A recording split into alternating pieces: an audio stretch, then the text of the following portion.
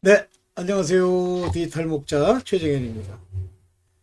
뭐, 제가 어디 저 외부에 좀 갔다가, 제가 이렇게 오랫동안 가서 이제 일을 하는 게 아니기 때문에, 이제 가면서 늘 이제 설교를 듣죠. 아버지 말씀. 우리 김성수 목사님 설교도 듣고, 또 김성수 목사님이랑은 아주 대별되는 아주 전형적인 사람을 위한 설교, 말 잘하시는 분, 이찬수 목사. 그 외에 이제 가끔 보면 제목이 이제 그럴듯하면 한번 들어봐요. 그러다가, 이제, 이런 식으로, 아직도 설교를 하는구나. 이제 그런 걸 듣는데, 오늘 설교 중에 아마도 제가 볼 때는, 캐톨릭과 관련되지 않았나. 왜냐하면 하나님을 하나님이라고 하지 않고 신이라고 이렇게 부르더라고요. 그렇다면 걔네들은 이제 소속을 한번 살펴봐야 돼요. 그렇지만 신신 하는 거 보니까 이제 그러면서도 또 캐톨릭의 어떤 문제에 대해서 또 얘기를 해요. 그러니까 이게 종파는 잘 모르겠는데 그 말 안에 다 들어있어요. 그들이 이제 어떤 종류의 사람들인지. 네. 그래서 이제 그걸 듣다가 그분이 아주 보편적으로 우리 사람들이 생각하는 그런 얘기를 하는 것이 아닐 수도 있겠지만 최근에 이제 이 마지막 때가 오니까 별별 사람들이 다 생겨요. 근데 그 중에 이제 제가 듣다가 그 마음속으로 이 사람은 참 문제가 많다. 라고 생각했는데 문제가 막 엉망진창으로 이렇게 많은 건 아니고요. 그 말하는 내용이 그럴듯한 어떤 흐름과 논리를 가지고는 있지만 잘못되었다라는 생각을 갖게 됐어요. 그럼 왜 그 사람이 잘못됐다고 내가 생각하게 됐느냐면요. 아마도 개혁주의라든가 이런 쪽 연구를 많이 하시고 자기 나름대로 이제 프레임을 만들면 안 돼요. 가장 중요한 기초적인 프레임은 만들어야 되지만 그렇다고 해서 그 프레임을 억지로 하나의 형태를 갖추기 위해서 자꾸만 살을 붙이면서 이제 모양을 만들잖아요.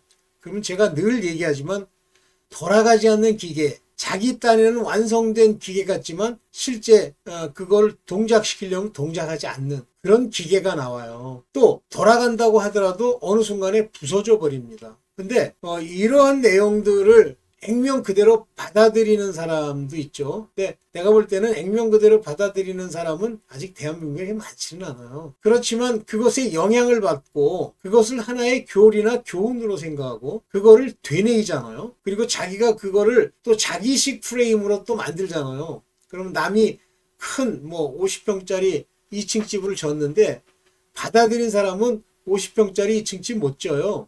1층짜리 아직 미완성 건물을 하나 줘놓고 그게 프레임인 줄 알아요. 여기서 이제 많은 문제가 발생을 하죠. 그래서 제가 한마디 해야 되겠다 싶어서 오늘 와서 영상을 좀 만들고 여기 이제 찍는 겁니다.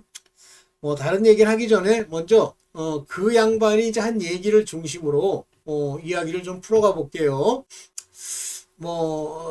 청중들이 있는지 이제 청중들이 그 질문을 한 여자가 하더라고요. 근데 아마 짜집어서 그 나레이터를 두고 그 말을 한 것 같아 보여요. 영상을 만들 때. 그런데 그분의 대답이 뭐냐면 죄는 경향성이다라고 얘기를 해요.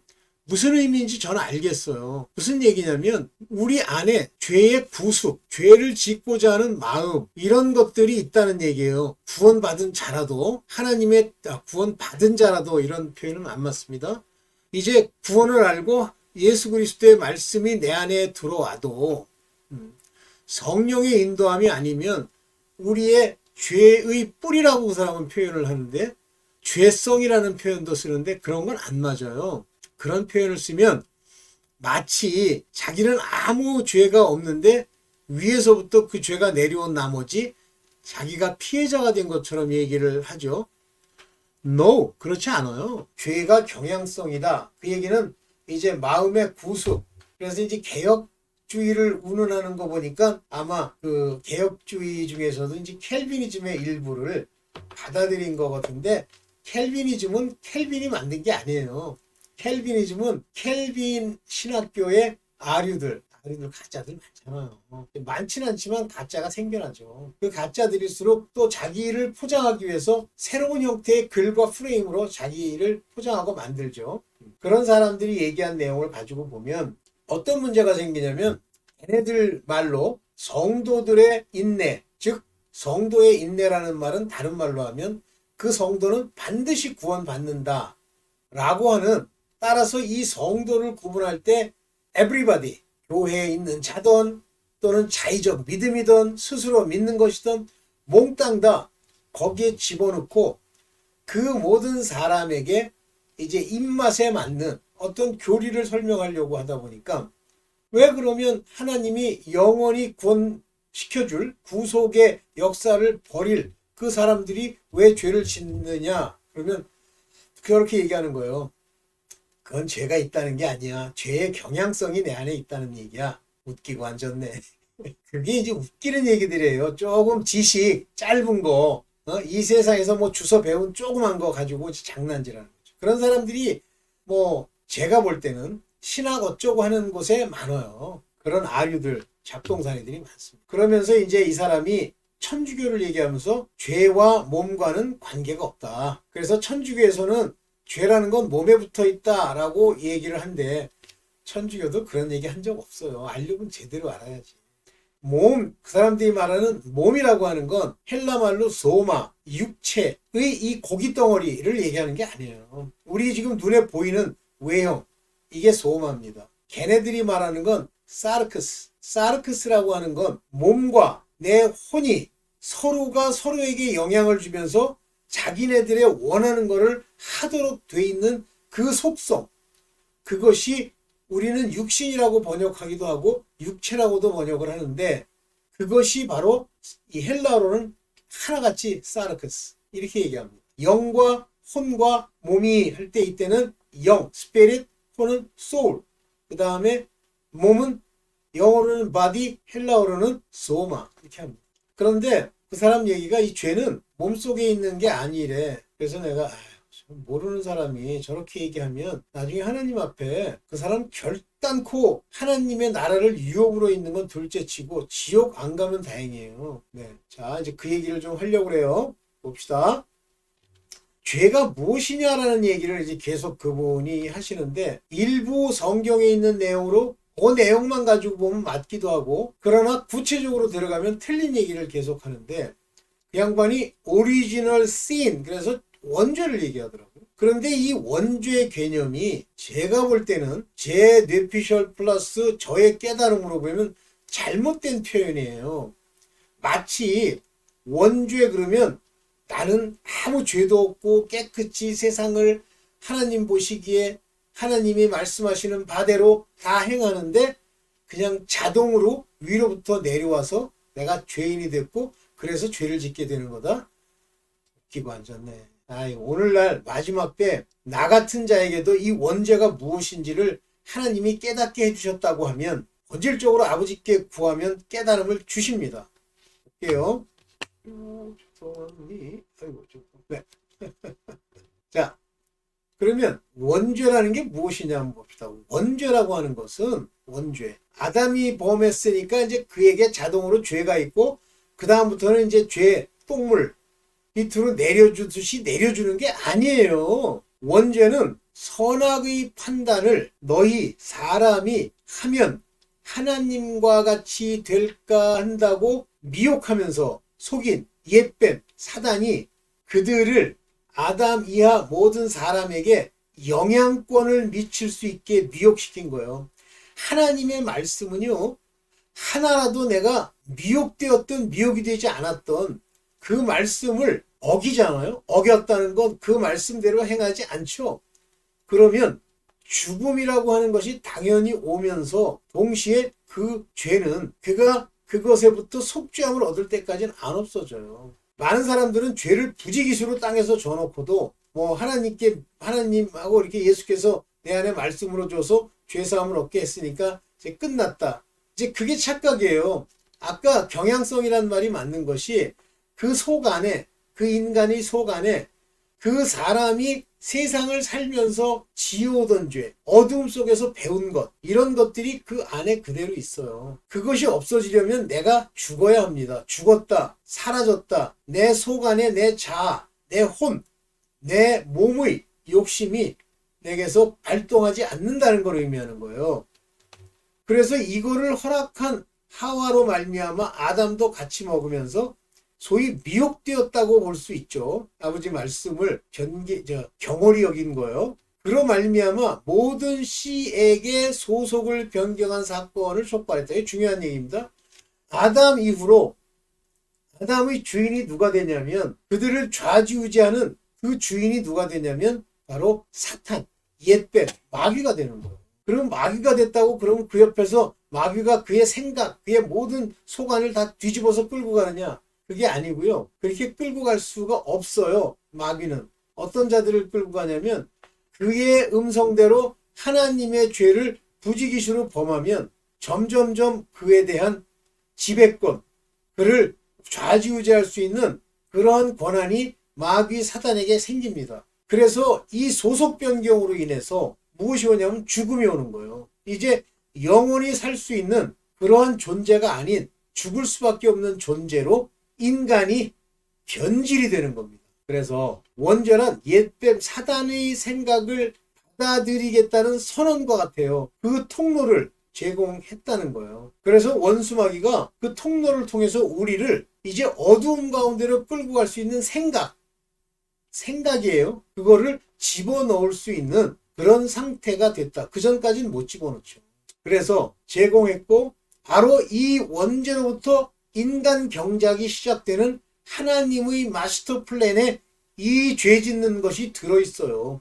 이렇게 아담이 땅으로 쫓겨나야만 경작이 되죠. 에덴 동산에서는 경작이 안 되잖아요. 경작이라는 건 뭐죠? 풍파도 맞고 비도 맞고 비료도 줘야 되고 뭐 이런 과정을 통해서 곡식 알곡으로 자라가는 과정이죠. 그거를 이제 추수할 때가 되면 추수를 하시는 거예요. 이때 인간 경작의 대상이 되는 건 여기 태초에 빛이 있으라 하신 그 빛, 로고스를 아는 택한 자를 징계하시다. 채찍을 치십니다. 왜 징계하십니까? 징계를 안 하면 인간이 사단과 마귀와 악한 것의 생각에 그들을 끌고 가려고 하는 것에 본질을 알 수가 없기 때문에 하나님은 그들이 죄를 지으면 징계를 하셔서 그것이 나중에 어떻게 그들에게 죽음까지 이르게 하는지를 알게 하시는 징계를 주시는 거예요. 그래서 이 징계는 어두움 속에서 빛을 구분해내는, 태초에 이 세상이 어두움이에요. 이 세상이 어두움이라는 건 뭐 처음부터 그게 아니라 이 세상은 하나님이 그 빛들이 하나님의 자녀 곧 그 빛을 받은 자들이 이 속에서 경작받고 살아가며 최종적으로 알곡을 맺는 그 일을 위해서 구분해낸 거예요. 어두움에서. 그러면 어두움 속에는 무수히 많은 인간, 세상, 동물 다 어두움 가운데 있죠. 그래서 제가 몇 번씩 강조합니다. 저도 그 구절을 깨닫고 참 놀랐는데요. 하나님이 divide the light, 빛을 from the darkness, 어두움으로부터 빛을 꺼냈다라고 얘기하시는 겁니다. divide from이에요. 이렇게 표현하실 수도 있어요. divide the light and the darkness 이렇게 할 수도 있어요. 근데 그렇게 표현하지 않으신 건 하나님의 택한 백성들이 있다는 뜻이에요. 어두움 중에. 그래서 그 자들을 갈라내는 겁니다. 그리고 예수께서 오시면서 우리에게 빛이 되셔서 그의 말씀이 곧 우리의 빛이요. 그 빛을 아는 자들만 이제 구원을 얻는 거예요. 그래서 이 경작이 시작되고 이 택한 자녀들을 훈련하는 상태의 무대를 제공한 것이 이 세상이에요. 그래서 본격적으로 그 무대가 이제 완전히 하나님의 계획하신 무대가 되게 하는 것이 노아의 홍수입니다. 노아의 홍수 이후에 소위 인간, 사람, 혈통, 육적 혈통으로는 한 혈통으로 만들었고 그전에는 한 혈통이 아니었다는 얘기예요. 그걸 뭐 의역하고 뭐 어쩌고 뭐 심볼리즘 어쩌고 해갖고 뭐 하나는 죄를 지은 거는 혈통이 될 수 없고 뭐 죄를 안 지은 건 혈통이 된다. 제발 그런 식으로 하나님의 말씀을 네 입맛에 맞게 해석하지 마. 오케이. 봅니다. 이제 원죄를 아셨죠? 그러면 우리가 원죄가 있다는 건 이제 여기서 결론을 딱 짚고 넘어갈게요. 뭐예요? 내가 중심이 돼서 내 인생과 내 삶과 내 판단을 나를 중심으로, 인간을 중심으로 하는 행위 그 자체예요. 그래서 마음의 할례를 받으라, 할례를 받으라 하는 것이 율법의 내용인 이유가 거기 있습니다. 봅니다. 자, 죄에 대한 정의. 자, 죄는요, 운동 경기를 하는 사람에게 규칙이 있어요. 그러면 이 운동 경기라는 건 뭐냐면 이 땅에서 우리가 하나님 예수 그리스도의 종으로 하나님의 마지막 구속의 월계관, 면류관을 얻기 위해서 하는, 달리는, 싸우는 무대예요. 그런데 그 무대의 경기가 운동 경기에 비유하는 거예요. 그것을 규칙, 하나님이 정하신 규칙대로 하지 않으면 월계관을 얻지 못한다. 요거는 쉽게 얘기하면 하나님의 나라를 유업으로 잊지 못하는 거예요. 여기 규칙대로라고 표현했는데 여기 보세요. lawfully. 성경의 law라고 하는 건 율법이에요. 그런데 오늘날은 그 중에 율례는 빠지고 법만 남아 있죠. 예수 그리스도께서 우리에게 온전케 하시는 율법을 주셨잖아요. 사랑. 이 사랑은 은혜죠. 내가 하는 게 아니죠. 믿는 자에게 주시는 하나님의 은혜죠. 이 은혜를 자기도 모르게 평강 가운데 펼치는 것이 바로 lawfully, 여기 law, 율법대로 한다는 의미예요. 그래서 여기 뭐라고 나오냐면 제가 이제 이렇게 썼습니다. 일종의 경기가 인생 역사예요. 여기서 택한 자의 태도이고 규칙대로 경기를 해야 된다. 경기를 한다는 걸 알아야 돼요. 택한 자는 경기를 하는 거예요. 면류관을 얻기 위해서 경기를 하는 겁니다. 그래서 이 규칙을 어기면, 심하면 규칙 조금만 어겨도 그 경기에 참가할 수 없잖아요. 그처럼 성경에서는 죄, 불의, 문제 이런 것들을 transgression. transgression이 뭐예요? 선을 벗어나다. trespass. 경계를 지나가다. 제가 그 예로서 미국에 가면 사유재산이 있는데 사유재산에 들어오지 말라고 transgression법 또는 trespass라는 단어를 쓴다 그랬죠. 여기는 사유재산이므로 넘어오지 마십시오. 이렇게. 네. 자, 이제 여러분들이 제가 하는 이 얘기들을 듣고 성경을 읽을 때 저런 얘기는 왜 저렇게 나왔을까 하는 걸 이제 조금 더 이해할 수 있는 상태가 됐을 것으로 봅니다. 네. 죄와는 싸우는 게 아니라고요. 아휴, 그게 무슨 얘기인지는 대충 이해를 하는데 아니에요. 싸워야 돼요. 싸운다고 하는 것은 상대가 있고 그 상대를 물리치는 행위죠. 자, 히브리서 12장 4절에 보면 죄와 맞서서 싸우라고 돼 있어요. 죄와 싸워서 resist, 저항하라고 돼 있습니다. 죄에 대해서 저항 안 한다고요? 물론 저항하고 싶어도 하나님이 다윗이나 아니면 솔로몬에게 또는 기타 선지자들에게 내린 어떤 죄들은 그들을 바로 세우고 징계하고 하기 위한 방법이지만 우리 사람들 오늘날 복음의 시대에는 resist, 대항하라고 그랬어요. 어떻게? unto blood, 피 흘리기까지. 우리가 피 흘리는 싸움이 쉬운 게 아니잖아요. 코피가 터지도록 싸우는 거 아닙니까? 그러나 너희는 피 흘리기까지는 대항한 일이 없다. 이렇게 얘기하는 거예요. 아직 have not, 너는 그래 본 적이 없어. 아직 피 흘리기까지 대항한 적이 없어. 여러분, 죄 짓고 그냥 어느새 잊어먹고 또 그 짓 하고 또 그 짓 하죠? 기도해야지. 회개하고. 피 흘리기까지 싸운다는 건 계속 눈물로 기도하면서 싸우는 걸 말하는 거예요. against sin, 죄를 대항해서. 그러면서 디모데후서 2장 3절에 보면 그대는 예수의 훌륭한 군사답게. 우리는 군사예요. 무슨 뭐 흘렁흘렁 잡동사니 뭐냐? 무슨 패류나야? 아니면 비류예요? 깡패? 비실 돌아다니면서 뭐 하나님이 뭐 해줘. 성령님은 덫이나 있다고 소리야. 그러니까 네가 빌어먹는 거야, 이 여자야. 성령이 무슨 네 졸개냐? 그 소리를 듣는데 한심하더라고요. 훌륭한 군사답게 고난을 달게 받으십시오. 왜 고난이 온다고 돼 있어요?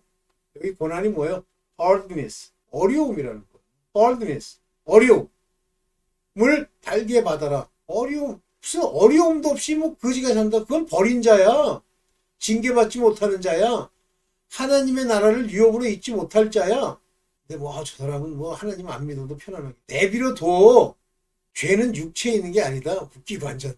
그래서 천주교회를 들더라고요. 육체에 있는 게 아니다. 그래서 제가 저번에 한번 설명했기 때문에 참 자기 주장, 지 대가리 굴린 뇌피셜도 이쯤 되면 심각한 거죠. 이런 얘기 잘못하면 죽어요. 자, 고린도전서 9장 27절 봅시다. 나는 내 몸을 쳐서 굴복시킨다. 내 몸을 쳐서 굴복시킨다.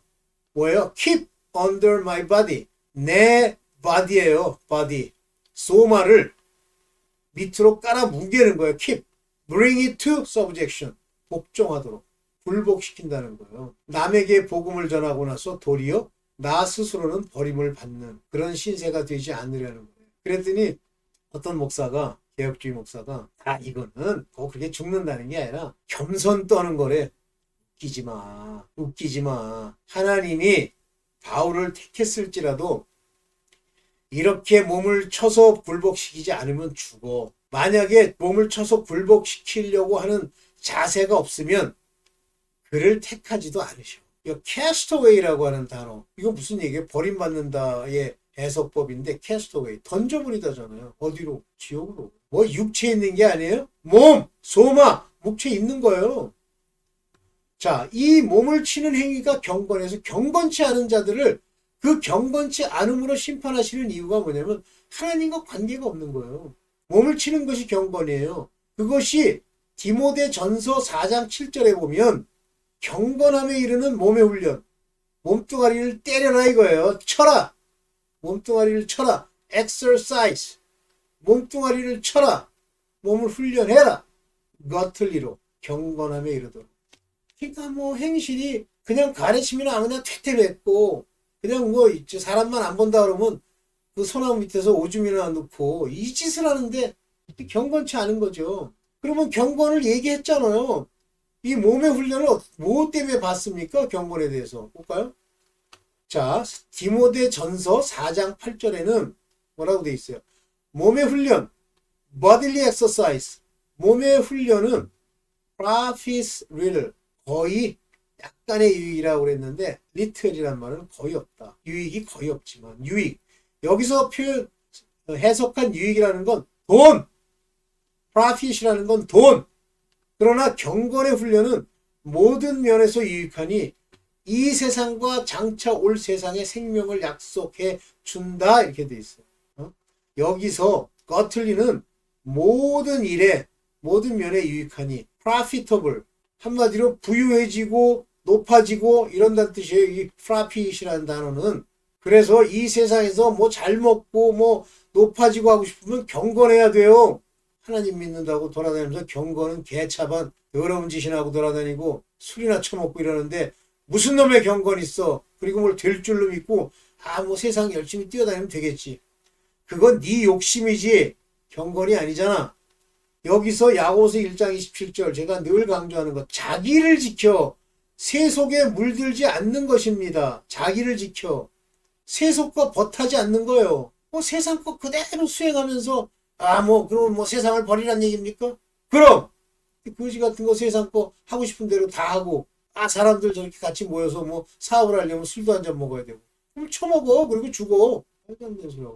자, 육신이라고 하는 것은 몸과 혼의 악성, 이것을 육신이라고 표현합니다. 이게 사르크스예요. 로마서 8장 12절에 보면 우리는 빚을 지고 사는 사람들이지만 누구에게? 하나님께. 왜 빚이에요? 은혜로 받았으니까. 육신에게 빚진 것이 아니라 육신을 따라 살아야 할 존재가 아니다. 육신에게 빚진 것이 아니에요.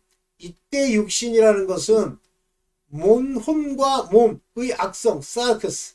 혼이 이거 하세요 하고 더러운 양심으로 몸에게 지시하거나 몸이 자기의 욕구, 욕심을 위해서 혼에게 명하거나 이 육신의 일들이 나타나는 대표적인 것이 육체의 정욕. 이것은 몸으로부터 나타나는 겁니다. 물론 혼으로도 나타나요. 안목의 정욕, 혼으로 나타나는 거죠. 이생의 자랑, 혼이 몸에게 시키는 거죠. 몸은 그런 존재가 아니다. 그래서 live after the flesh. 육체를 따라 살지 말아야 한다. 이렇게 되어 있죠.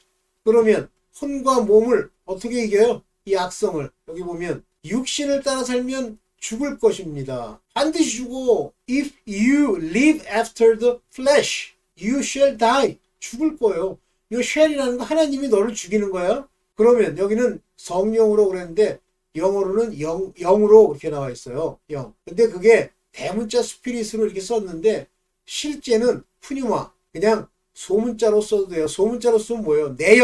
내용. 하나님과 성령과 교통하는 내용이 do mortify the deed. 그 행실을 mortify예요. mortify는 장사하다, 죽이다, 파묻어 버리다 이런 얘기 아니에요. 육체 여기 보면은 몸의 행실이죠. 몸의 행실. 이때는 몸입니다. 행실을 mortify 하면 you shall live. 살 거라는 거예요. 그래서 모든 것이 결과로 어떻게 나타나요? 육의 행실로 나타나요. 몸의 행실로 나타나죠. 혼도 몸에게 무슨 지시를 해서 행실을 보이는 거 아니에요. 그러니까 그 행실을 보면 그가 육신을 따라하는 건지 영을 따라하는 건지 알 수 있죠. 이해되세요? 죄의 시작과 죄와 싸우는 것, 즉 나를 버리지 않으면 나라고 하는 존재를 자꾸만 위하고 나를 위해서 살고 내 편안한 걸 추구하고 내가 높아지는 일을 위해서 뭐 돈이 어쩌고 하면은요, 그건 이미 하나님과 관계가 없는 자예요. 영이 없는 자예요. 영이 있으면 내게는 은과 금은 없거니와 내게 있는 것으로 내게 준다라고 할 때 은과 금은 없다라는 의미는 내가 이 세상에 뭐 높아지는 육신의 것으로 줄 것이 없다라는 의미도 되고, 은과 금은 소위 법, 율법 이런 것들은 내게 없지만 이란 말도 됩니다. 왜냐하면 성전이라고 하는 건 다 금과 은으로 장식하기 때문이죠. 여러분들이 잘 이해하셨을 것으로 보고, 그런 영상은 저는 듣고 이제 뭐라고 얘기를 하지만 조심하세요. 이게 전부 뭐 사람의 입맛을 맞추는 부분도 있지만 그게 알지 못하는 자가 거짓으로 말하는 거 앞에 서서 반드시 죽습니다. 반드시 그 실족한 자는. 오늘 여기까지만 하겠습니다. 감사합니다.